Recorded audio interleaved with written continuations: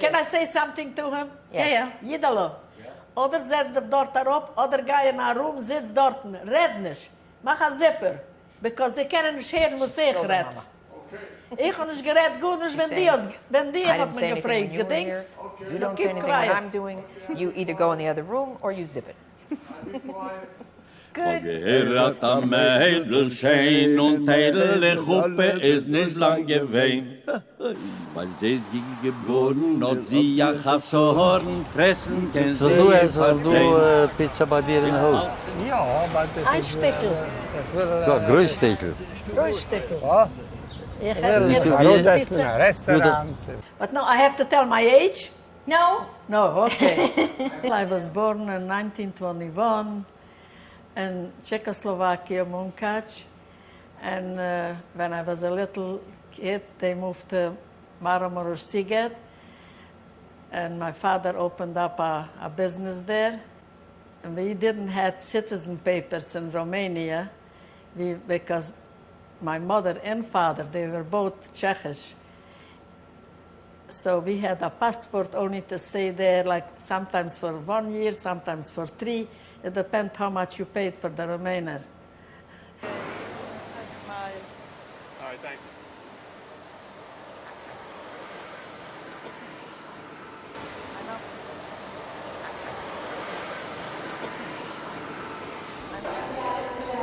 Igen. Come on, memorize the pencil for like there's a...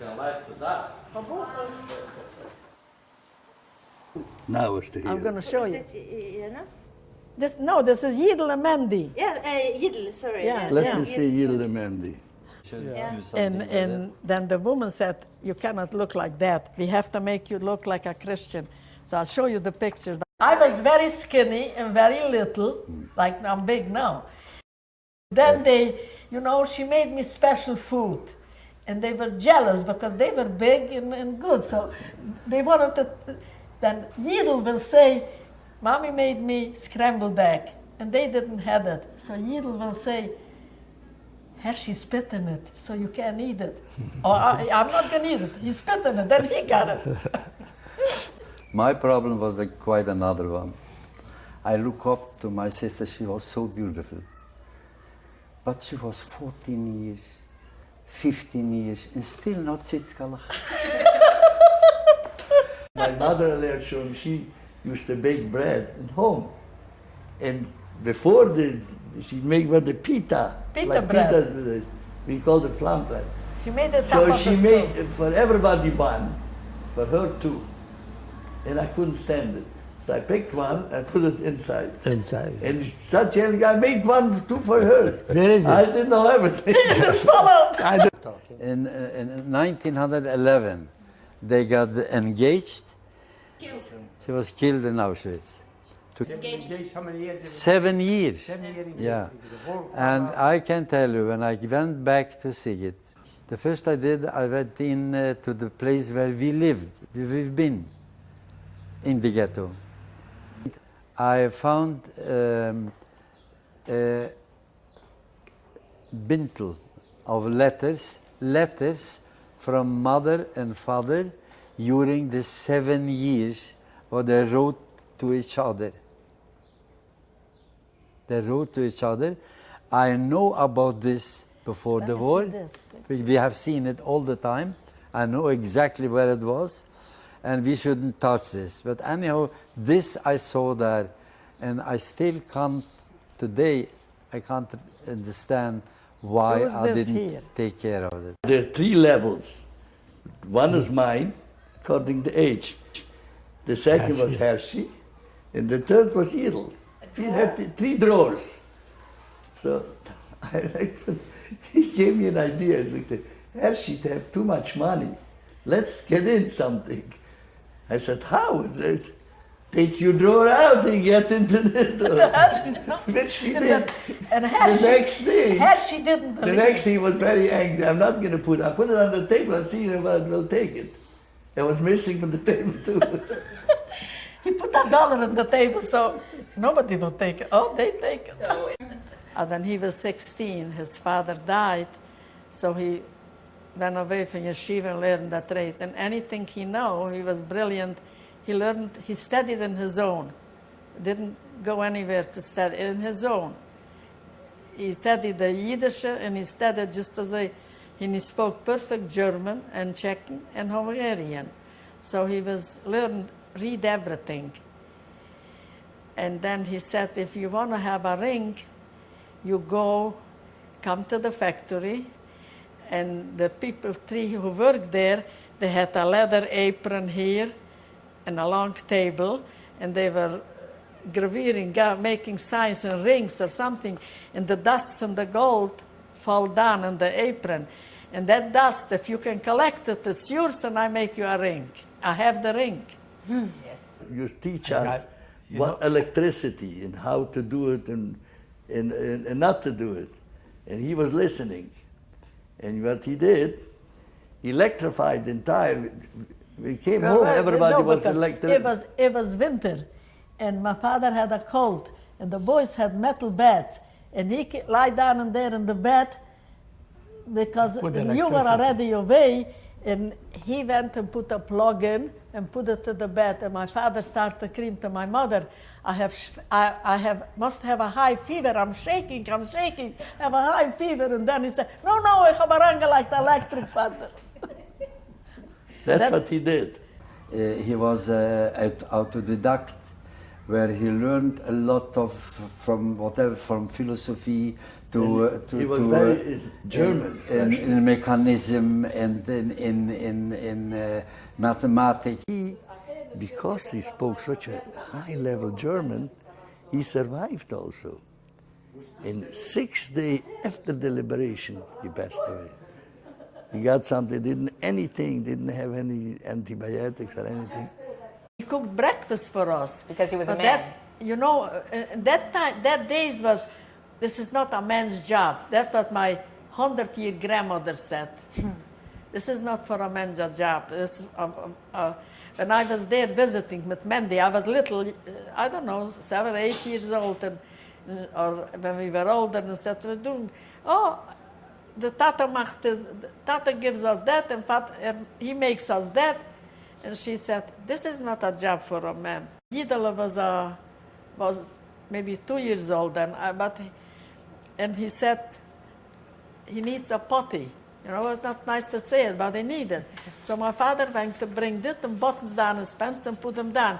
And we were sitting by one of his sisters in a big terrace outside, it was summer, and my grandmother said, you don't have to do a thing like that. Your wife should do that. And my father said, he is my child too.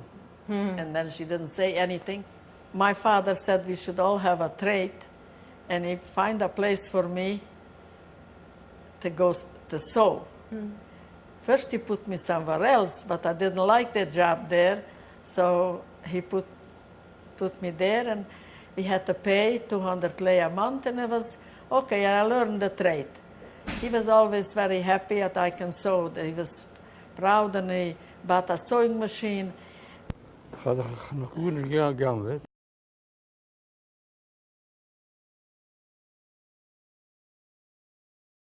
She was, I think, like 4 years old then, and it was cold in winter, and my mother, she said, I can't walk anymore, I'm tired. So my mother picked her up. She held her, and then my mother said, don't hold me so tight, I can't breathe. Okay, so don't breathe, you can walk. And you were all in Budapest. Father bought her a violin, and she learned the violin to play, because she wanted to play music. She loved it. 12 years old, with the best in also, school. Also, she was like a tomboy, we say in English. I mean, a lot of energy. And during the meal, my father should make sure that everybody said the blessing, the benching. And she was always in a hurry. He said, it's about time you learned it, even by heart. He said, how much you pay me? Like this. He said, you know what, I'll give you 5 lei if you know it by heart.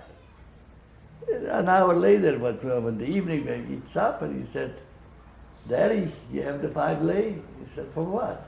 You promise me if I know by heart. Say it. She said it by heart. Oh, that's- This was Hannah Doyle. She was very sharp and very ahead. Very bright and talented. Very ahead. And And she she has has bl- big eyes. Black eye. They And, only and take, my father they all of a only sudden take, called her name was Oik. Oik. Oei. she, Oik is the eye. and you know so what? important she was. And But but it's yours children. she was that you see sitting mine. in his lap. It was so dark in the hair, swart. And she wanted to be light. She found out something she's doing. She went and took all paprika what we have at home, put in her hair, put in the hair, and suddenly she became light red. And I remember the parents, they said, what have we done? What have we done? And suddenly the paprika came a little bit in the eyes, and the problem was solved after this story. This is, but the last minute I will never forget. When we came down from the wagon, and mother, father, and Voya and I In Auschwitz. start to go in Auschwitz, and she kept my hand so strong.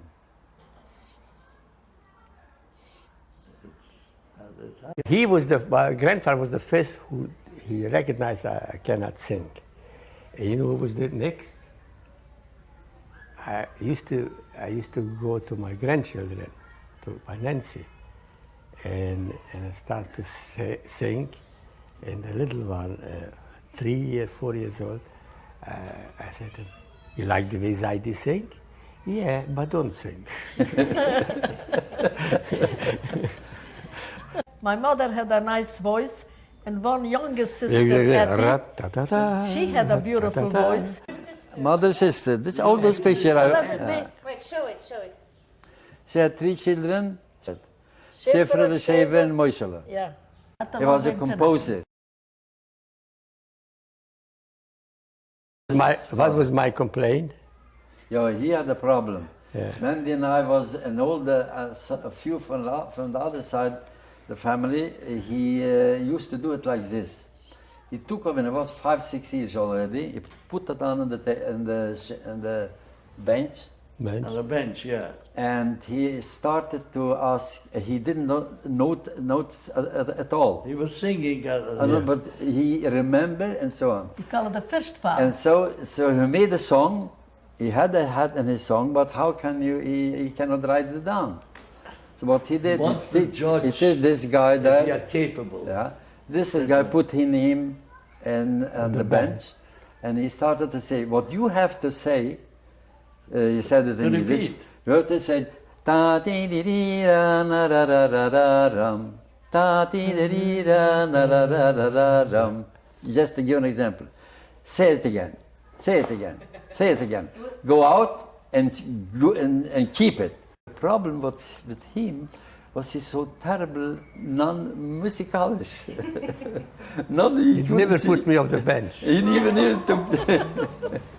I was always complaining, herzlich gaat er ook like off the bench, and Not echt here. niet. What is he taking? The Yidl. Zaides. Zijdestwil. This is our grandfather Moshe Cohen. This is my sister Chaitje, zoals aangezend of lange jaren. And the This Baba is the Hulda. Bobbe Rivke, wife to my grandpa. Grandfather. This is our mother, Nelly Kahan. This is our aunt, Etty Rosenfeld. This is Kieve Cohen, our uncle, brother to my mother. This. And this is Yachet, a sister to my Yachet Herzfeld, who is a sister to my mother. And the little one, Is I'm Gigi sorry, the little one in the corner is Gigitza. This is the daughter to Yachet. This is Uncle Shimon Herzfeld, who was married to Yachet, the sister of, This is of Blanche, our Kiva's mother. first wife. You He was a remember her? bookbinder, and he was a special person, and the whole family loved him.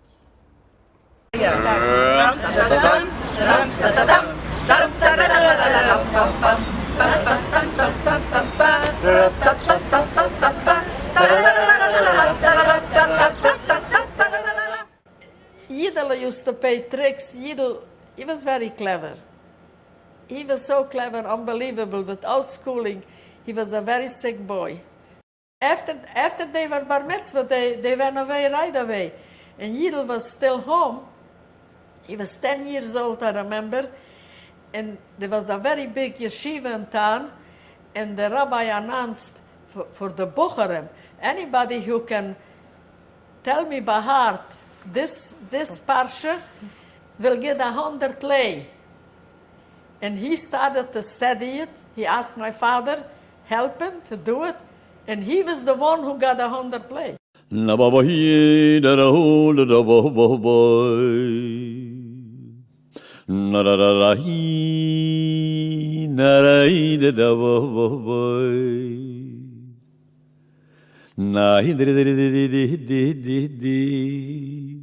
You wait for Shabbos. This is the best thing. The preparation is so much food. I mean, it was prepared for Shabbos in the honor of Shabbos. It was unbelievable. And we were looking forward. I mean, that was the thing. It was everything. Not And, exactly. especially our mother, but the cooking, what she preparing was unbelievable. As you listen to Mendy, I'm happy for you that he felt it like this. I remember that Shabbos was beautiful, but always hungry. He didn't have enough food. I'm sorry to tell you. We have been 7 persons plus 1 or 2. Always to Shabbos you need a guest.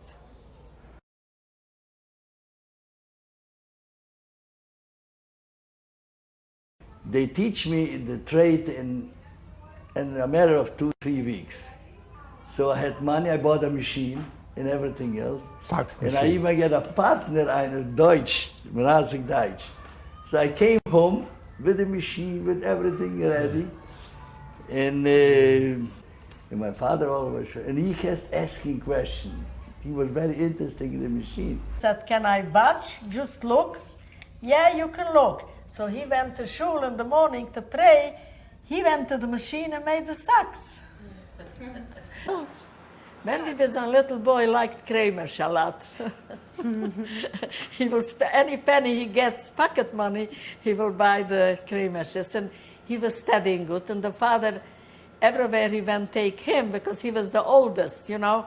Well, when Hershey said, like, he had to go to mikveh early or anywhere, or to study more. Like the boys could go out and play, and they wouldn't let him. And I couldn't go Shabbos afternoon out till I say Peirik or Nishmas, whatever the Sedra was. Ah, look at my great-grandmother with a cane. I can go without it, but I'm scared. If somebody attacked me, then I give him one blink and a gun.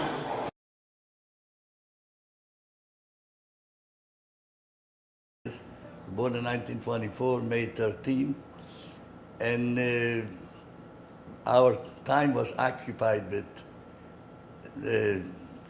socially and to study the Torah, and that's was the main subject in our life. We didn't experience something special, except in 1939. I was already a teenager. In a small town like Sighet, we were the majority, and Saturday was and Sunday were both closed. We didn't know what to do. I myself, I said, I'm going to try in the capital, in Budapest. February 24, it broke out that they're going to take Jewish girls to the army. And Yanukim was there then. And he said, and he went over to my father and he says he would like to marry me. And my father said, well, I had in my mind a different kind of a man for her, mostly with a boredom payers and you know, but I see the way you look at her and we don't know how long, where we are gonna be. I give you permission. In 1944, February, we went to the city hall and we were, they made a wedding. I mean, just a goyish wedding. And he said, then I signed my name and they ask your mother's name. My mother's name is Nellie Cohn. And then they ask his mother's name is Regina Cohn. And the guy said that, 2 Cohns, it's 2 relatives. And they said, yeah, we are relatives. Cousins, we can't get married. So my father explained to him that his mother and her grandfather were half sister and brother. They're not really that cousins. It was not easy for me. We grew up in a house with loving parents and loving everything, but the situation became so horrible. No, I'm eating chicken soup. And they looked at me if I'm crazy. And then I eat the potatoes. I said, no, I'm eating steak. And they said, do you become nuts? What's the matter with you? I said, no, I pretend. That's the way I live. I pretend I have everything. This is my steak and this is my potatoes and that's the way I survive. This is my cousin Rosie. She was a communist. Very strong communist. Oh, Roger. Rosie, yes. 16 years old. The father came in and told her, Reizele, Mazel Tov, der bist geblieben ma Kalle. And this is the way how they used to do by Hasidim. So he asked, who is the Chosen? And then he told us this Chosen, this, and she knows this guy, and she hated him. She didn't want to. What she did, she went in a Zionist organization with the name of Shomer HaTzair. From there, she went to Vienna. In 43, to Hungary to lead the Communist Party in Hungary. I cannot survive later. And I went to Budapest, tried to get in the army, in the Hungarian army, which I succeeded, but to my luck didn't work. We had the status as a regular soldier. German, nobody could bother us because we are under their command. But he used to come in the street and he saw they just pick up boys. They don't look at you, ask your name. They tell you to zip on your zipper. And you see if you're Gemalit, they shoot you. I had Christian papers. Yeah. They didn't go to the ghetto till May, in Sighet, you know. So her, she said, the Germans are here. They're going to put the Jews in the ghetto. And we have four of us are here, and my parents are old. They were in the 50s. They were already for us. We thought they're old. And a little sister, who will help him? So nobody answered. What did she do? I said, I don't know. My father gave me a letter, so a card letter. Stay there. In a big city, you can always hide. So her, she went home. I stayed there, and I was working by the name of Karl Mohaci. He was a very nice man. He helped for other Jews who lived there. Very interesting to have this picture because it's the first time that I am in Sighet before I went to Budapest. Without Pius.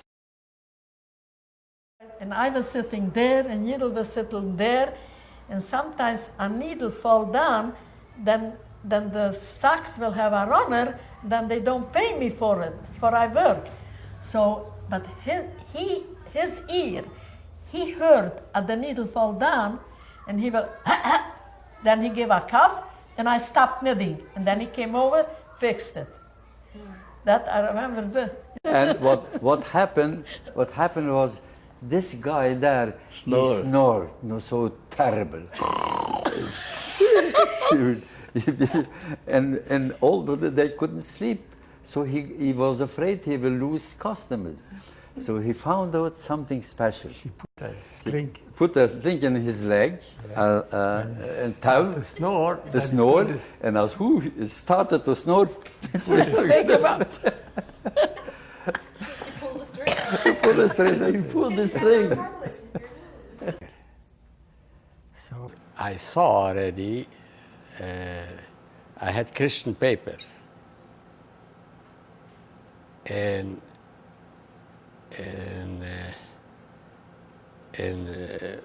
meantime, I saw that was some dead people in the floor, a couple of them. They shot him. It was a sign that he had. He was a Jew and he had Christian papers. They shot him in the street. So I get scared already, and I sneaked into the ghetto. I was 22. You're 20. And how is it like? I mean, you were by yourself. You're with, but your parents were. You know, I can't even think, because sometimes I think myself, how did I manage? I never did this thing, you know? Did you ever see your parents But I again? was there and I had to do it, you know, so I did it. And then Yidel left too, and I couldn't go to work anymore. I was scared. Not I couldn't, I could. I was scared, you know. So she was very good. And she was a German woman as well. Who's she? The woman, Mohacis, where I worked. Oh. And she said, you can't come in, but we want you to work for us. You know, the machines makes runner in the stockings. We'll bring you the stockings, and you will, I know how to pick it up, and she will pay me. And she came every week, twice. 2 days she will bring me stockings, and I'll fix it. 2 days later she came bring other, and she take this home, and she gave me money. And what do I have from the money? From the money I have, I'll send cigarettes to one uncle, and cigarettes to our brother-in-law, and packages for my husband. So the cigarettes were like money And in Europe. I was left always just a little, I left for me just a little bread, and if I had bread and Prucht, I was happy. No, man and woman were sleeping in the floor, the same place. Anywhere. Yeah. And how long were you in the ghetto before they took you away? Because he took me to Buchenwald, I don't know, a couple of weeks.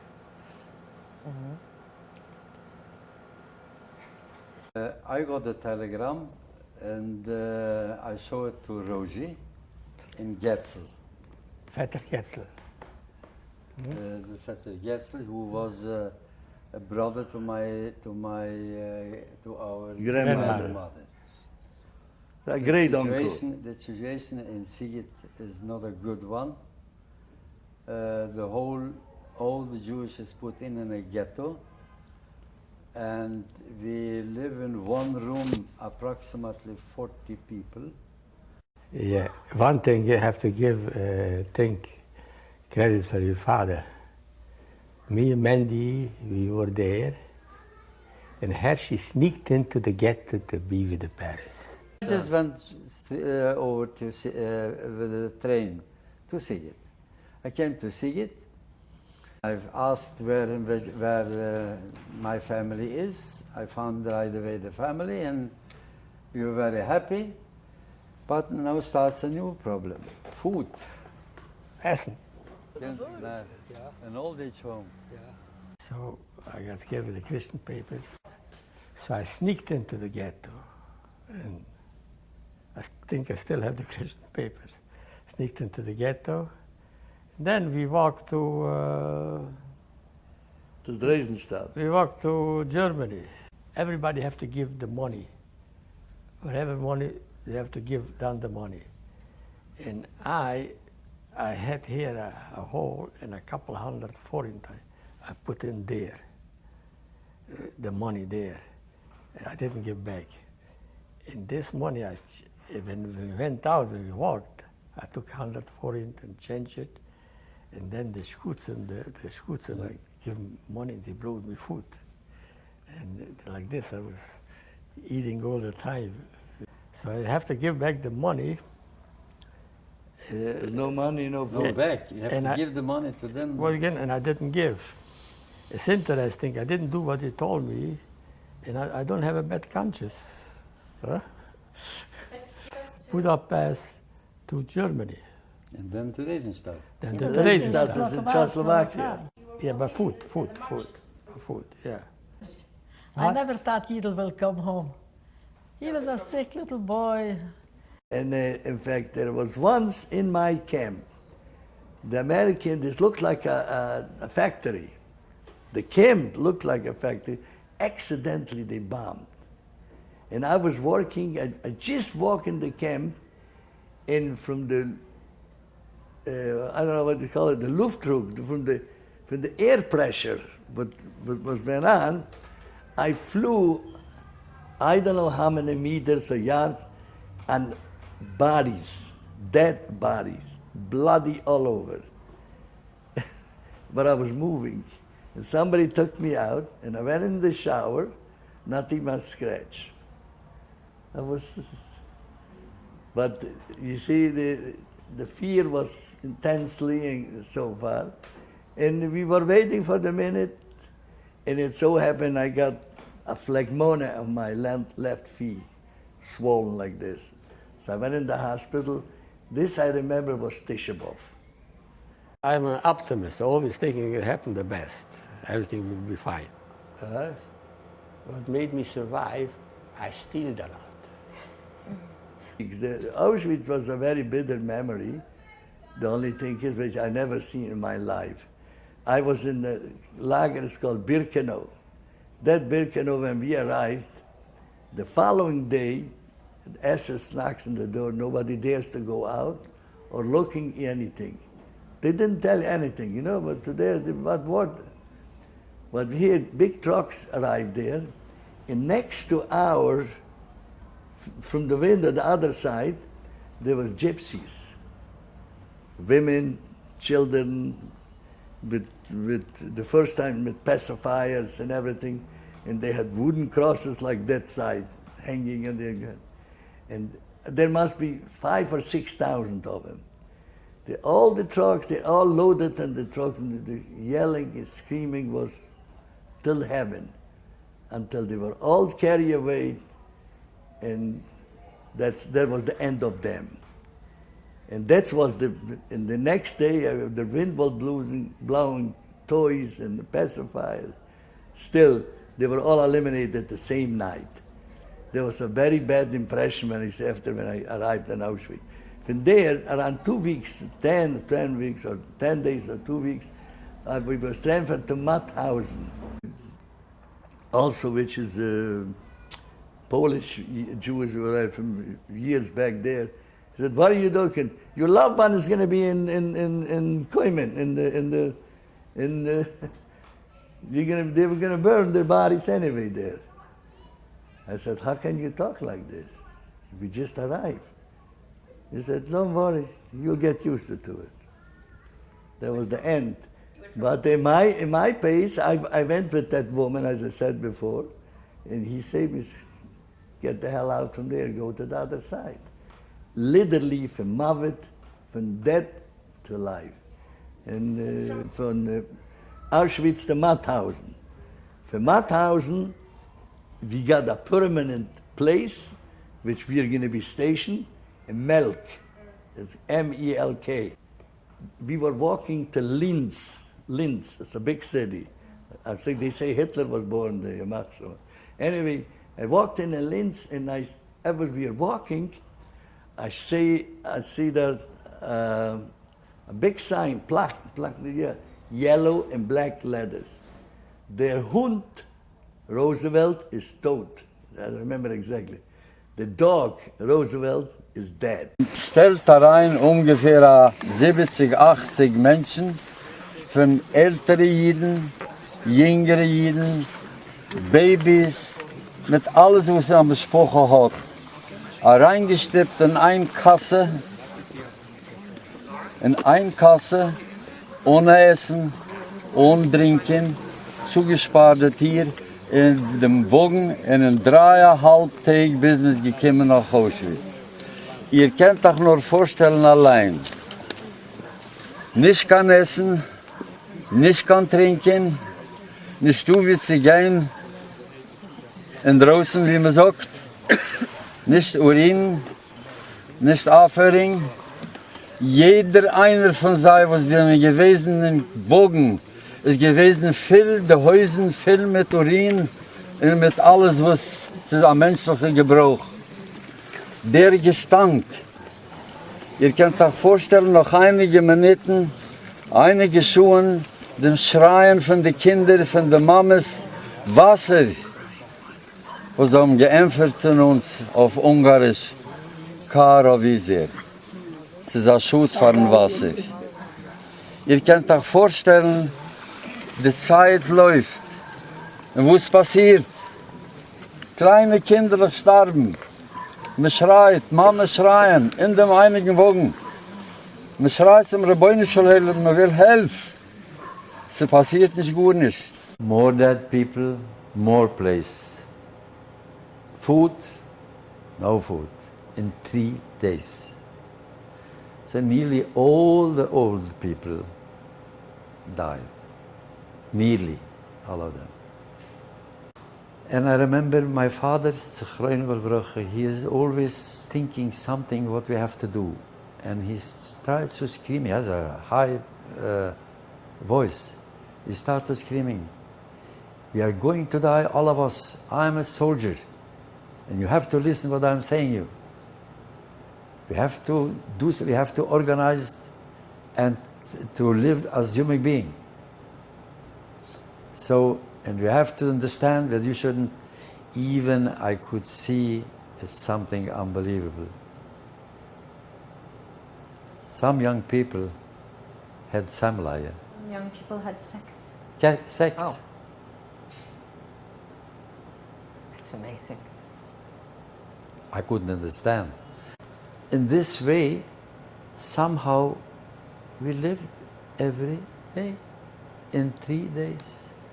The first I did, I jumped down from the place, from where I had koach, things I don't know. I helped mother to came down. I helped Voya to came down, and father. We were all in my age. They was helping. But we discovered right away that small children and elderly people and pregnant people and weak people, they went to left. And they choose out the strongest and the right. And I can't forget, father had already white in his beard, so much beard he had from those trips. And the SS man asked, "Wie alt bist du? How old are you?" in German. And father spoke fluently Hebrew too, but the German. And they answered, 42. 42. He was 43, 53 or 54 or 52, I don't remember. But he understood that strong young people are taking him. And me, you just put in the right. Even if you remember, you cannot tell it, you cannot use your mouth to use words. And I will not find to give a picture how it was. Hell was a paradise. Compare this. Every evening, my father brought up something, a subject to speak with me, to tell me what I have learned in the yeshiva, what he want me that I should know, and we discussed. So suddenly, I was in a problem. I had, once I got a postcard when they were already gone in Auschwitz, and only, the postcard was a printed card, And I said, I'm doing fine, I'm all right, don't worry, I love you. And his name was signed, Leopold Kahan. And that's it. The way of thinking was giving me more strength to live. It was good for him too, without question. And I'm starting to think after the war. Then I understood that this had a tremendous big influence in my way of thinking. I had to do the things, but I wasn't alone when I survived like other people. I had my husband with me, Yes. and he helped me with everything. Not in Budapest. He wasn't there all the time. That's the only way I survived. Otherwise, I couldn't. I But- don't think I would be alone. I would have survived. You always remember about food. Why is the food so important? You know why the food is important? When you're hungry and don't have nothing Exactly. to eat,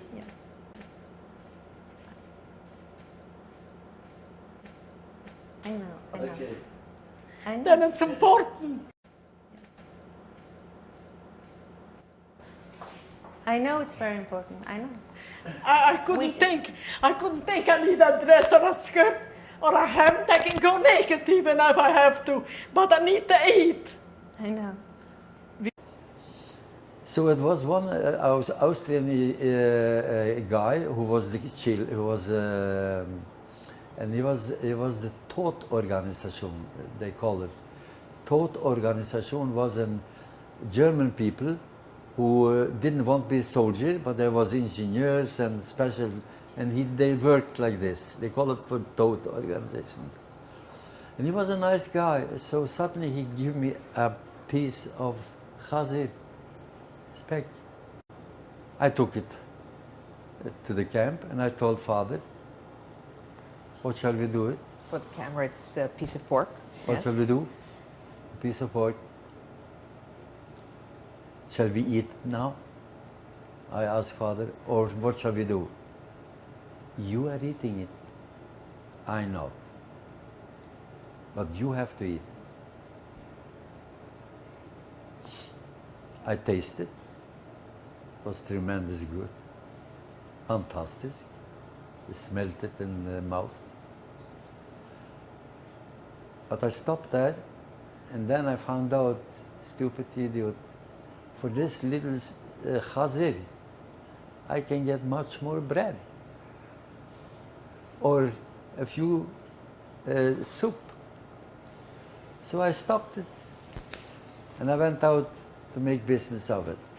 I got for a piece of this, I got a half of a portion of bread, and the others a little soup. So I made out of it a little bit more, and this little chazir. Then people stay alive, then they ask, then you show your papers. But when I was to take my papers out, you don't have to show it. We can see you're not a Jew. My hair was lighter and my blue eyes and in the dress with that square neck, big flowers, just like a Ungarische Schicksal. It wasn't time to, when we went to Appel, means to gathering, to go back to the camp, it was missing one person, and this was my father. The capo was thinking, he came to me and asked me, is this your father? Can you see your father? I don't know, I cannot see him. So we believe that he fell asleep, so he is the guy was missing. So the capo and I and other two was sent out to look at the place. The capo told the SS man that it's possible that we know who it is. So we came back and we came there, and there he was. So we came back, the capo said, listen, the SS will ask for a thing like this, is the punishment is 25 Schlag with a special Schlange and inside You're getting. you're beaten. inside the steel. And the most of, when you are more than 30, 35 years, then very few who survive. So the capo told me just like this, if you can just understand that he will disappear during the day, because this is, in his age, he will not manage this. So I just tried to said, maybe you can see that I was it. I was the guy who was sleeping. So it was. And I got 25. It was terrible. So when I came home, here come the thing what happened. Father understood what I have done. And he was very, very sorry. He saw that I have terrible pain.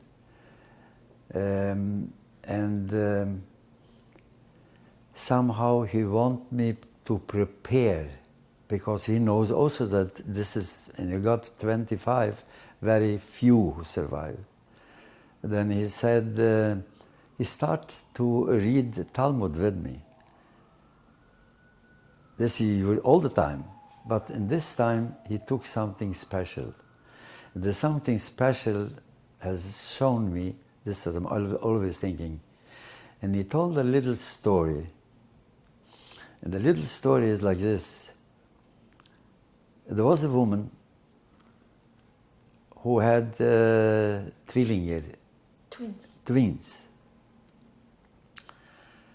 And one of the twins was a optimist, the other was a pessimist. The optimist said all the time, listen, it's going to be a beautiful world when we are finished here and coming out and have a chance to study, have a chance to see the world, have a chance to everything what goes on around this world. The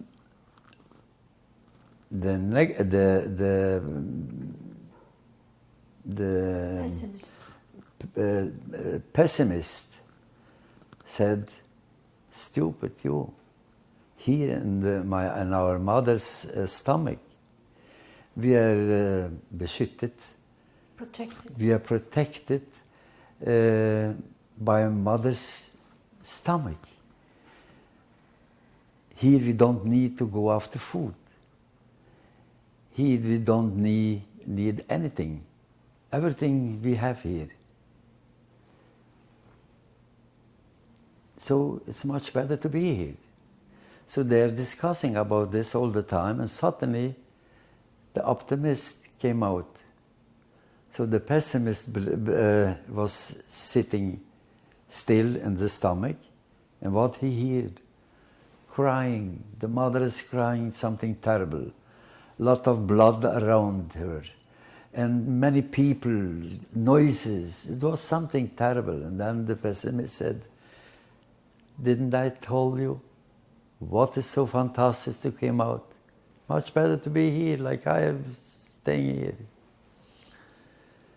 But suddenly, the pessimist came out.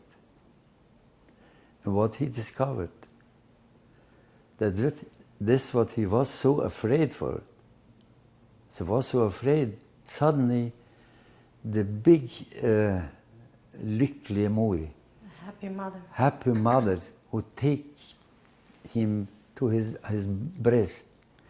And she was so happy.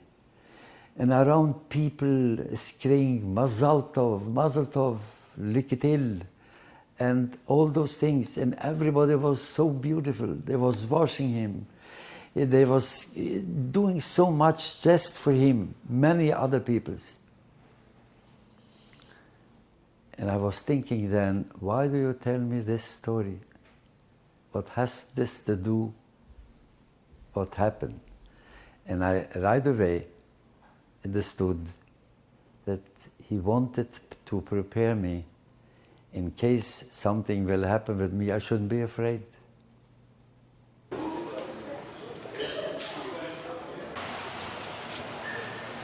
The apartment where we lived, 2 people had to stay all night, 24 hours or 12 hours in the door. It's a locked door. If somebody come, wach. So if something we see something happen, then we had a bell to ring in the whole apartment building. Everybody will hear it's a fire or something to do. So one night I was there, that night, and I saw Germans in roof of houses, and I saw Russian, small little tank, and I saw they had a little bottle vodka on the floor. They keep sipping and down and shooting up to there. And we stayed inside with another woman. I was there. We stay inside, like pulling together like that. And then I knock on the door. It was Papa. He was already free. When he was in another, he came. He said, "Open up. We are free. We are free." Like that, he said. You know, the Germans. The liberation came. The Germans are going out already, but we didn't know anything else much. And then we had to watch us from the Russians, because they take from you. You have a watch. They went around with 10 watches in their hand. If you see the map, you will find out that Theresienstadt is near Czechia. Then they went to Buchenwald. They're putting in lagers and camps where they had. So from Buchenwald, it was too many people already. They pushed him to Leibnitz. From Leibnitz, he came to Theresienstadt, and in Theresienstadt he was liberated by the Russian. Right. Russian, right. Yeah. So he went around. It was already in the end of the war. Yeah. Yeah, yeah. Do you remember in which month, approximately? Springtime, I think. In the springtime. This is the end. March, April, like this. We were liberated on May 6th. Yeah, I remember the Russian officer come over to me and saying like this, and then isn't I eat? But to eat? Are you Jewish? Talk all up, right? Dat is Bij eens doet de generaal en eat. So I was wondering, Jew in the army. he questioned the officer. Were you a Yid? Okay. And then, you know what's interesting? Then they took us, we were all Laos, dirty. Huh? Yeah, and? And thing, then they took us to a bath. And To wash, no? to wash up. Gekleed, ja. And they washed the Jewish girls, prison Goodness, girls, washed us off. And then, And nothing happened. and one of them made a shame, you know, when we went to Buchenwald, they gave us an injection, this injection, that you'll never be man. You're finished, you never can be man. Then we start to eat there and thing, and one guy start to get up, Erection. and the other guy, and then they all start swimming tough and Mazel tough.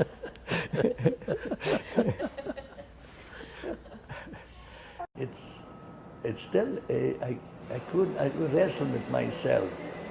Who am I? And what am I? Jewish? All my life I dedicated myself to that. What am I? What is it? And a whole year I didn't put on film, I didn't down.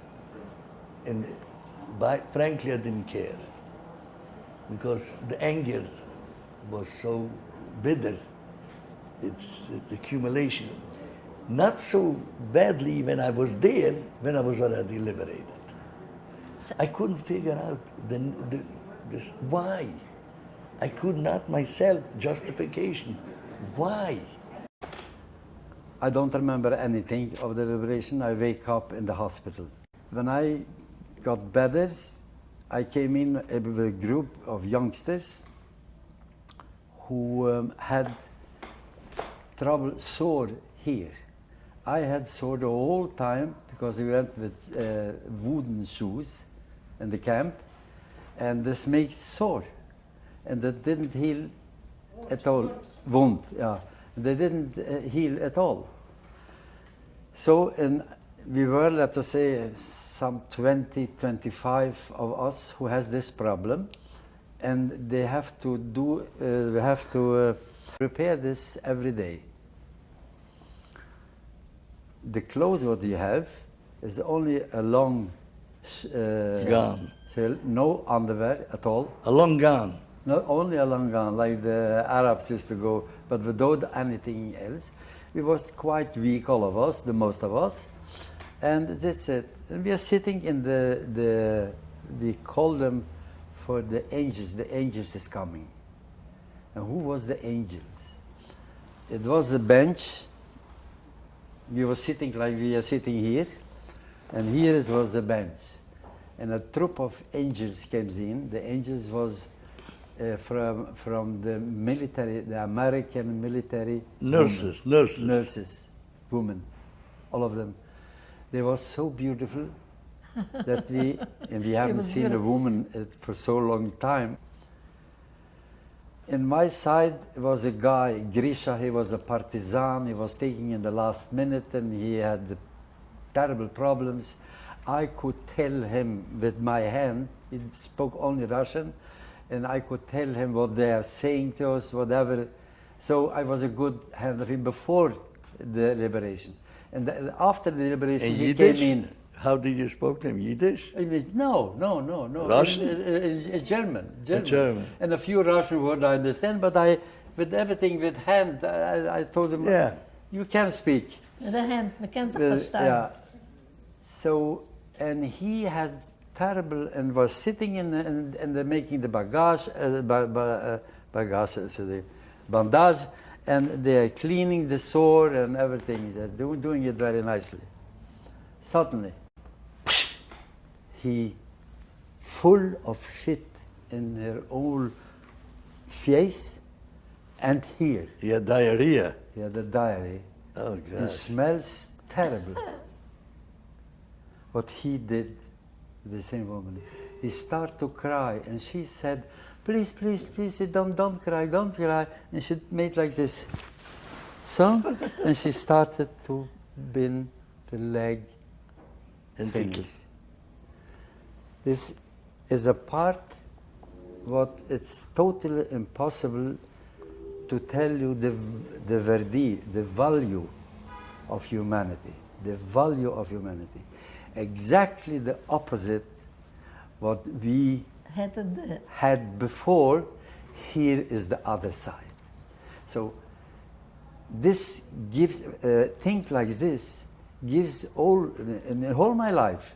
Yes, I'm recognized, I'm counting, I'm saying what goes on, but my God, don't forget how much good we have also in this world.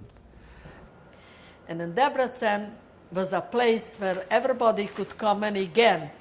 And you go in there to a room and you get undressed and they spray you with naft and something like to make you clean, you know. And they had no bathroom. They had a wooden milter, and you go in and wash up there, and they give me clean clothes, and my clothes was put in a fire. There were Jews who hide by Christian houses, you know. And after when the Russians came in, they came all out. And they started to organize to help for the people who will come through from other town. So we had to go to Hajdunanash. It's 40 kilometers. But there is nothing to go with. So You started walking. instead of going 40 kilometers for a half hour with a car or something, or an hour, finally Papa find a wagon with oxen. And they go very slow. and we finally arrived in Hajdunanash to his family's house. And the front wall in the house ripped out. Bombardier. Then he said to me, what do you want for breakfast? I ask him always, what do you want? Make me scrambled eggs. I said, okay, I'll make you 2 eggs. 10 eggs you make me. I said, are you out of your mind? 10 eggs? Yes, and a bottle of milk. A little glass of milk. He had a beer glass, you know, the big beer glass. And he made him 10 eggs and he eats it, and he finished it. He was so hungry for eggs. After that, he didn't need it anymore. And then they had a store, empty store. So Papa said, let's buy things, let's open a store. None of them had money, just something, but we had 1,100 krona, pengue. How did we had it? Oh, when the Russians came in, a lot of windows were broken out. There was no window, the bombs, you know. So he went to somebody, a store where they had windows, and he broke in, and he kept day by day bringing a window and sell it, bringing a window and sell it. My father was Yeah, otherwise you couldn't live if you don't steal. But the fact that they are alive, I always compared to people to others. Like Herzi's parents, they had 13 children, none of them, only 2 came back and 1 died. Hani was dying very shortly. Yachet and Shimon and Eti wiped out like they were never there. And I said to myself, something is with how we are with 5 children, 4, thank God is alive. 4. I cannot thank God enough. I find out this Haudonana, she's a Haudonana. So I came, finally, it took me time, it came to me, and I saw her the first time. And we fell one another and were crying. He is standing in the side. Hi, Mandy. Like he didn't see you yesterday. Hi, Mandy. And he came home and he said, I got you a present. He said, you came from Lager, from Germany, you bring me present? I thought, what can he bring me? He took out from a bag 2 belts, a white belt and 2 old belts. I said, will you bring me a belt? He says, well, I went into a house and everybody was robbing. And when I came in, there was only left the 2 belts, so I bring them to you. Me? The belts. How did you and the 2 of you know where Mommy was? How did you know I find out in the joint. the joint relief? Because we put our sign that I'm here. I didn't know that Mandy survived. I know that the father died.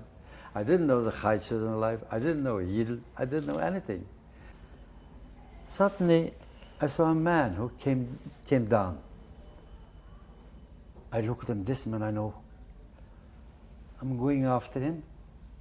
And he looked at me like this and ran.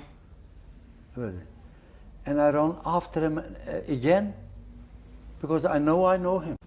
My Not today. sister Not is today, married I had it. to a man with the name Rosenberg. And you look like him so much. So I'm sorry that I bother you. Rosenberg? Your sister? You mean Chaitzu? He finds his sister. And he sent a telegram to us that Hershey's coming. And I fainted. He forgot to tell. When I saw him, Certain episode which there was a cantor in Altoona, Pennsylvania, not far. I was taken there and I was spoken to maybe 8 or 10,000 people in every sermon. It was supposed to be a half an hour, and it was 3.5 hours. And in a lot of detail, I was choking because it was still fresh in the 60s. The memory was still stinging, and I in the beginning I said, I'm going to tell you certain stories and certain evidence which took place, which I thought if I would hear it from somebody, I would say it's lying. It cannot be. But I saw with my own eyes, and I witnessed this. I cannot believe it. How can you comprehend this? How can you believe it? It's impossible. I've been 2 or 3 weeks by you. Then I went to Sighet. Sure, to see. we took you first to a doctor Yeah. to see his skin was like terrible, dry out, and he couldn't hardly talk. And the doctor said, don't give him to eat. Just every 2 hours, a little bit, semulegret or a little, I still call it semulegret, and milk and spilek. I never forget that. I don't know the English names of it. And every 2 hours a little bit. And he said, the drugstore is closed, we have no creams, we have nothing. But his skin is terrible. You buy boiled milk and put in butter. And we bought milk and butter, and Janne took him like a little baby, and he was soaking there in the milk and water till something, he got better. If I would be 16 and I want to be something, what do I want to be? What do I want to be? I don't know. He said to Janne, Geitje was never sick. I'll take her home. She's vomiting. She's sick. I'm taking her home. She's not going to be here with you. And his brother Deja said, okay, let's tell him why she is sick. So he told him she's going to have a baby. Oh, he was so happy in seventh heaven. So anything I wanted to do, he will do it. He will wash the floor for me. I shouldn't do anything because I'm going to have a baby. The first night, and Geitje had a beautiful, nice bed with cover, with all those things. What do you have? But the last years I didn't sleep in a bed. It was always on the floor. So I went into the bed and tried to sleep. No chance at all. So I took the dochene and I went down to it and I put in and then I slept. At the floor? At the floor. Then Geitje came in.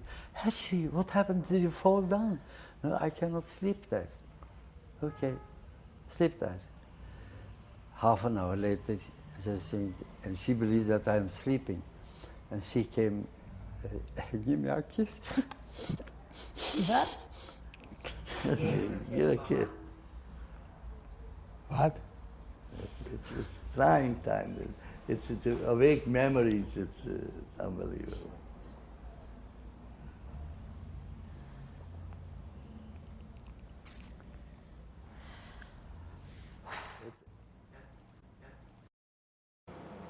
I'm blessed. I have family, I have children and grandchildren, great-grandchildren, and a sister and a brother and the ganze Familie.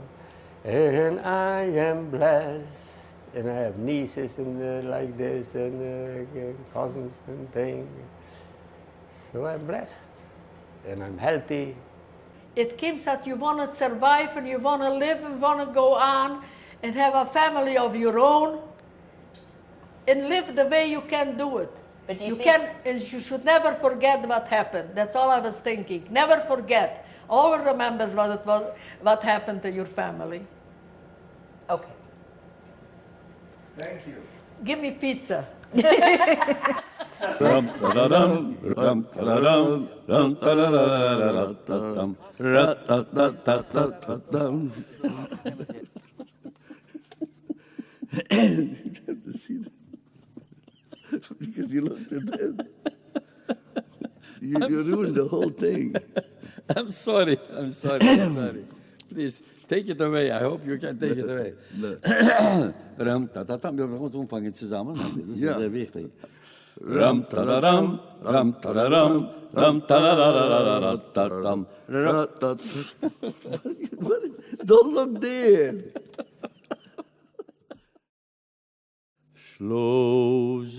Schlaf, mein Teierkind, Heililulu.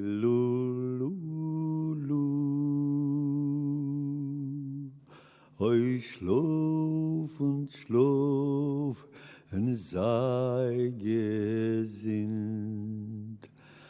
Heililulu.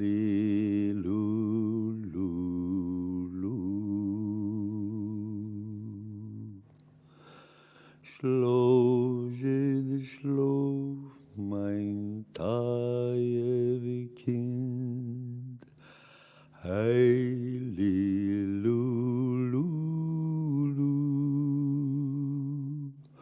Oi, schlaf